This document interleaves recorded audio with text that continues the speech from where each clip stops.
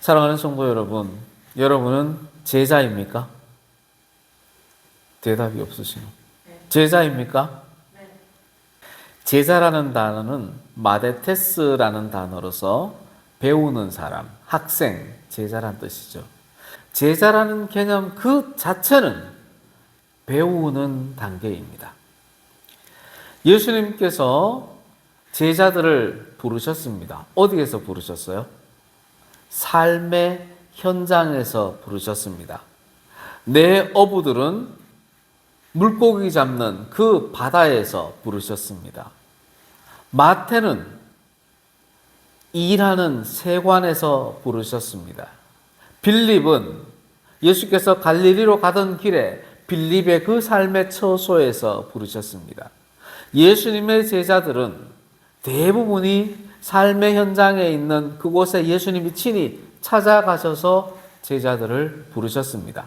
제자들이 특별히 뛰어나서 탁월해서 부르셨을까요? 그렇지 않습니다. 제자라는 말 그대로 예수님께서는 그들에게 무언가를 가르치기 위해서 제자로 부르셨습니다. 무엇을 가르치려 하셨을까요?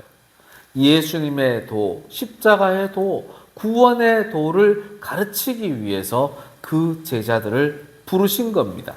그렇다면 제자의 사명이 있는 겁니다. 가장 큰 사명이 무엇이겠습니까? 예수님의 가르침을 배우는 것이 제자의 첫 번째 사명인 겁니다. 그리고는 예수님을 따르는 거죠. 배움과 함께 예수님을 따르는 것이 항상 이어질 때 예수님의 제자가 되는 겁니다.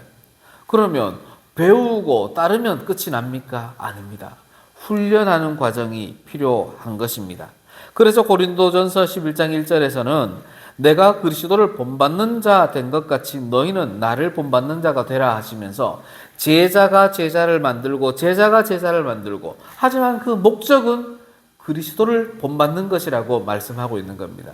이 본받는다는 말은 예수님을 따라가고 예수님께서 가르치심을 훈련하는 것을 의미하는 겁니다.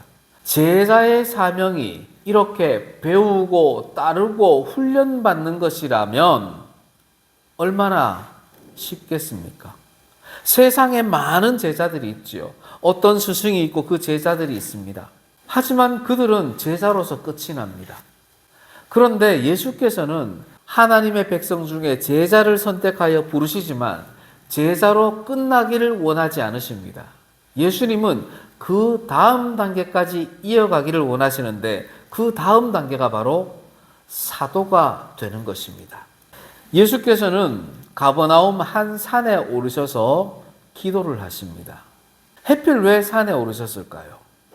제자들을 부르신 그 삶의 현장과 구분시키기 위해서 특별히 산에 오르신 겁니다.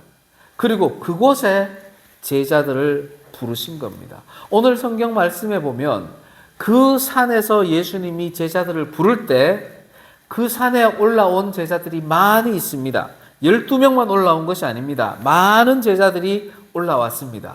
반면에 그 산에 오르지 않고 산 아래 평지에 머물러 있던 제자들도 있습니다. 예수님께서 제자들을 향해 산으로 올라오라 할 때 산에 올라오는 제자가 있는 반면 산에 올라오지 않고 평지에 삶의 현장에 그대로 머물러 있는 제자도 있습니다. 예수께서 산에서 내려가신 다음에 그 평지에 있는 제자들은 너희는 나의 제자가 아니야 라고 무시하지 않으셨습니다. 그들도 엄연히 제자라고 표현을 해 주십니다. 제자는 바로 삶의 현장에서 부르신 하나님의 백성이 제자이기 때문입니다. 그럼에도 불구하고 우리 예수님께서는 특별히 세상과 구별되는 산에 오르셔서 제자들을 부르셨습니다. 왜 산에서 부르셨을까요? 산에 특별한 의미가 있기 때문입니다. 구약 성경에서 산은 하나님 임재의 처소입니다. 물론 평지에도 임재하시고 홍해에도 임재하시고 성막에도 임재하시죠. 구약에는 또한 말씀이 임재하는 곳입니다. 모세가 하나님의 말씀을 시내산에서 받은 것처럼 산은 구약 시대에 있어서 하나님 임재, 말씀 임재의 처소입니다. 예수님께도 이렇게 사는 특별한 의미가 있습니다. 먼저는 시험받는 산이었습니다. 예수께서 세례 받으신 후에 크게 세 가지 시험을 받으셨죠. 그 중에서 지극히 높은 산에 올라가서 사탄에게 시험 받을 때 이 천한 만국을 너에 주겠다라고 했을 때 예수께서 말씀으로 그 사탄 마귀를 물리쳐 이겼던 곳이 바로 산이었습니다. 예수께서 구원 사역을 행하실 때 첫 번째 단계 군병들에게 체포되시는 그 겟세마네 동산도 역시 감람산의 한 봉우리였습니다. 예수께서 십자가에 못 박혀 죽으신 그 골고다 언덕도 하나의 산이었습니다. 예수님께서 승천하신 그 감람산 또한 산이었습니다. 장차 예수께서 임재하실 재림하실 그곳이 바로 시온산 예배의 자리인 산입니다. 예수님께서는 산에서 시작해서 산으로 마무리하시는 분입니다. 바로 이런 큰 의미가 있는 곳이기에 예수께서는 제자들을 산으로 부르셨습니다. 지금 제자들은 예수님의 말씀을 듣고 삶의 현장을 떠나 산으로 올라갑니다. 그곳에 누가 있어요? 예수님이 계십니다. 산으로 올라갔는데 그곳에 올라간 사람들은 누구라고요? 제자이긴 제자인데 특별히 예수님이 원하시는 제자들입니다. 평지에도 제자들이 있어요. 세상 속에도 제자들이 많이 있습니다. 하지만 특별히 산으로 부르시기를 원하시는 제자들은 산으로 올라가게 되어 있습니다. 그 산에서 예수께서는 12명을 선택하여 특별히 사도로 세우십니다. 여러분이 제자입니까? 라고 물었을 때 예, 아멘이라고 대답했습니다. 다시 한번 묻겠습니다. 여러분은 사도입니까? 고민되죠. 사도라는 단어는 아포스톨로스라고 해서 보냄을 받은 자입니다. 예수께서는 이 산에서 12명의 제자를 특별히 세워서 사도로 부르십니다. 다시 말해서 너희들은 나에게서 보냄을 받을 자다라는 의미로 사도를 세운 겁니다. 그러면 예수께서 이 12명의 사도를 세우셔서 산에 묶어 놓을 예정이실까요? 그렇지 않습니다. 예수님께서 12명의 사도를 세운 이유는 어딘가로 보내기 위함입니다. 어디로 보내실까요? 그들을 불러들였던 세상으로 다시 보내기 위함입니다. 우리는 성경에서 오늘 12명의 사도를 세웠지만 다른 성경에서 보면 바나바와 바울도 사도로 칭합니다. 왜 그럴까요? 예수님이 보내신 제자이기 때문에 사도로 칭하는 겁니다. 그렇다면 저와 여러분 또한 예수님이 보내신 제자라면 사도로 칭함이 마땅합니다. 그런데 우리는 가끔씩 나는 사도가 아니야. 사도는 12명밖에 없고 우리는 제자야. 이렇게 착각할 때가 있습니다. 그렇지 않습니다. 제자와 사도라는 단어는 신분 그 자체를 말하는 것이 아니라 주권자인 예수님이 어떤 일을 맡기시느냐, 그의 사역이 핵심이 되는 겁니다. 제자가 배우는 일에, 예수님을 따르는 일에, 훈련받는 일에 포커스를 맞추어진 단어라면 사도는 그 훈련받은 것을 예수님의 이름으로 행하는 것이 바로 사도입니다. 그렇다면 저와 여러분은 당연히 사도이지요. 좀 더 엄격하게 말하면 제자로 머물러 있어서는 안 됩니다. 반드시 사도의 단계까지 나아가야 하는 것이 예수님의 뜻입니다. 나는 사도가 안 될래? 그러면 안 돼요. 우리는 반드시 제자의 단계를 넘어서서 사도의 단계까지 나아가야 합니다. 어떻게? 세상으로 보내진 제자, 그들이 바로 예수님의 사도입니다. 12명의 사도를 세웠습니다. 12 하니까 12지파를 의미할까요? 그렇지 않습니다. 이스라엘 족속은 12지파로 이루어져 있지 않았잖아요. 12.5지파잖아요. 므낫세 지파가 나누어져 있었잖아요. 레위 지파는 여기 포함되지도 않았잖아요. 12지파를 대표하는 12제자가 아니라 완전수 12를 의미하는 겁니다. 하나님의 온 백성들을 의미하는 겁니다. 장차 임재하실 재림하실 예수님의 그 새 언약 백성들을 상징하는 의미로 12제자를 세우신 겁니다. 예수께서 이 12명을 왜 사도로 세우셨을까요? 첫 번째는 예수님과 동행하게 하기 위함입니다. 어디에서? 산속에서? 아니요. 세상 속에서. 마가복음 3장 14, 15절입니다. 자기와 함께 있게 하시고 또 보내사 전도도 하며 병을 고치고 귀신을 내쫓는 권능도 가지게 하려 하심이로라. 아멘. 예수님과 함께 동행하기 위하여 이 12명을 사도로 세우신 겁니다. 또한 뭐 한다고요? 전도한다는 겁니다. 예수께서 승천하시기 전에 이 사도들에게 특별히 명령하신 것이 있습니다. 바로 마태복음 28장 19절 20절입니다.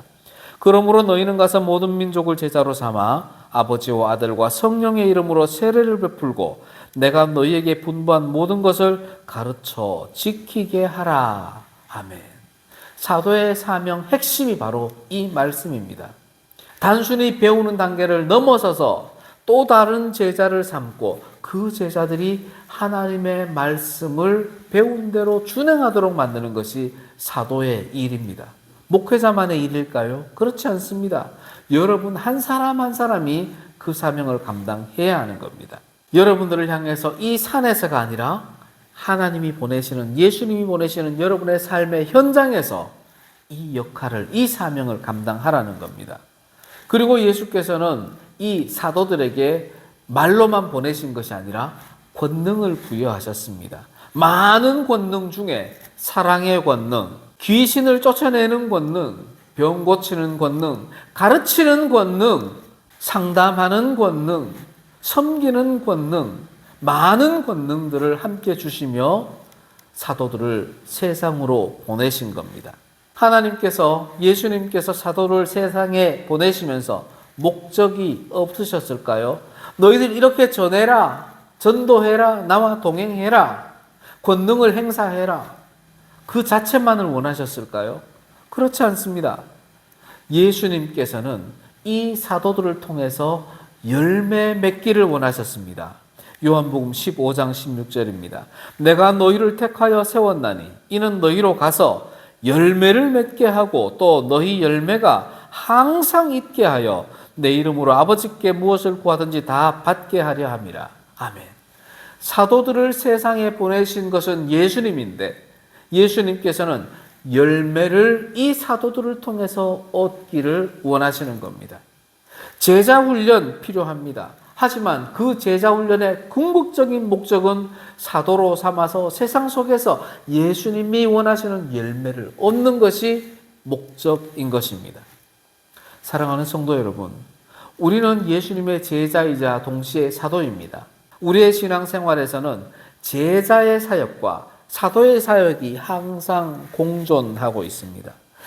12명의 사도들이 산에서 예수님께로부터 사도로 세움을 받고 그 자리에 머물렀던 것이 아니죠.